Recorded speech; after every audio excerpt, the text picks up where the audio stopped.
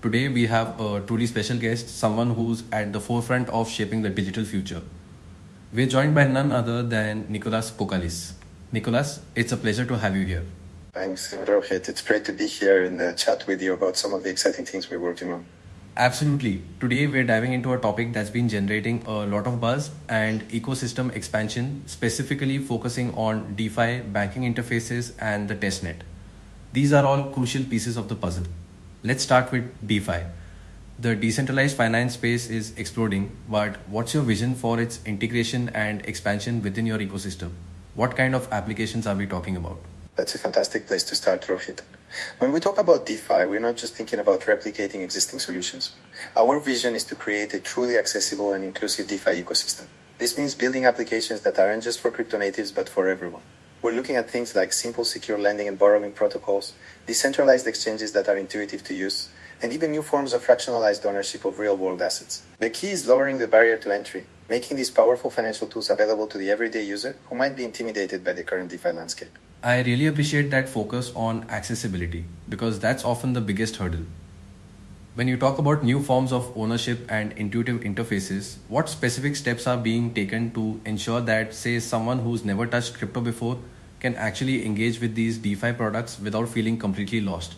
Is it about simpler UX or something more fundamental in the protocol itself? It's both, actually. On the user experience front, we're obsessing over design, making sure the interfaces are clean, straightforward, and guide users naturally through the process. Think of it like a banking app, but for decentralized finance. You wouldn't expect to need a computer science degree to use your bank's app, right? On the protocol level, we're building abstractions that hide much of the underlying complexity. We want to abstract away gas fees, complicated wallet interactions, and technical jargon. This might involve mechanisms like sponsored transactions or simplified smart contract interactions that don't require users to understand every single line of code. The goal is a seamless, almost invisible interaction with the blockchain. That sounds incredibly ambitious but also necessary for true mass adoption. It leads us perfectly into the next big topic, the banking interface. This concept is fascinating, bridging the traditional financial world with the decentralized one. Can you elaborate on what exactly you mean by a banking interface and how it will function within your ecosystem?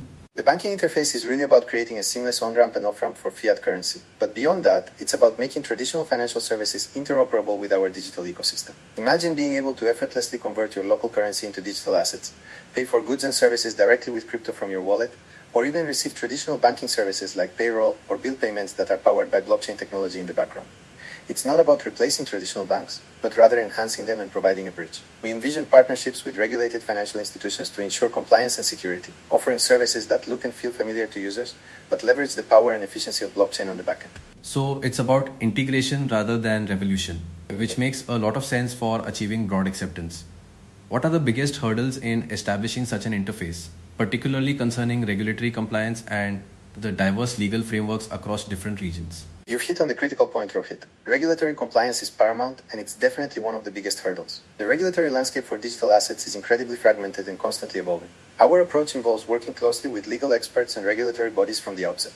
We prioritize building solutions that are regulation-aware by design, meaning they can adapt to different jurisdictional requirements. This involves robust KYC AML procedures, transparent reporting, and ensuring that our partners are fully compliant entities. It's a complex task, but we believe that by embracing regulation and working within established frameworks, we can build a more sustainable and trusted bridge between traditional finance and the decentralized world. That proactive approach to regulation sounds like the right way to build long-term trust. Let's shift gears a bit to the engine room, so to speak, the testnet. For many, the testnet sounds a bit technical, but it's fundamentally important for any robust ecosystem. Can you explain the role of your testnet in facilitating this expansion, both for DeFi and the banking interface, and what unique features it offers to developers? Absolutely. The testnet is the unsung hero, the playground where all the magic happens before it goes live for millions of users. For us, it's not just a testing ground for code, it's a living laboratory for innovation.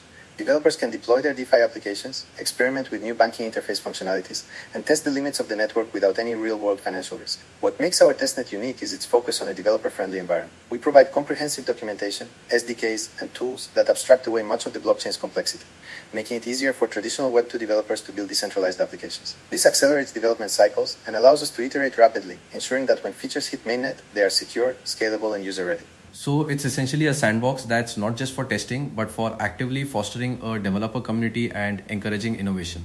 How does the feedback loop from the testnet directly impact the development of the mainnet, especially in terms of security and scalability?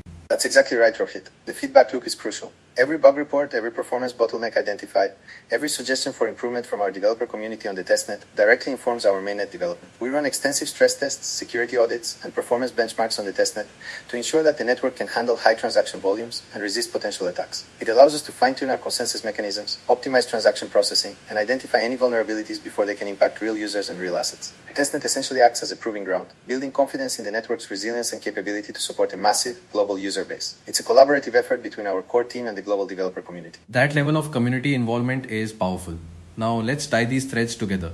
How do these three pillars, DeFi expansion, the banking interface, and a robust testnet, interlink to form a cohesive, future-proof ecosystem? What's the grand vision for how they will synergize? They are fundamentally interconnected, forming a virtuous cycle. The testnet is the engine that allows us to rapidly build and refine innovative DeFi applications and the infrastructure for the banking interface.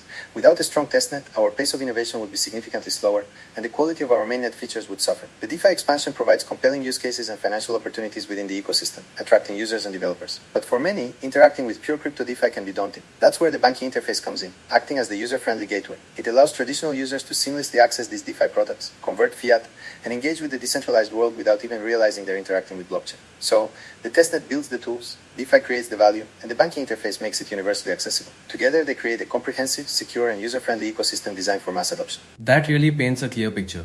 It sounds like you're building a full-stack solution for the future of finance, removing complexity at every layer.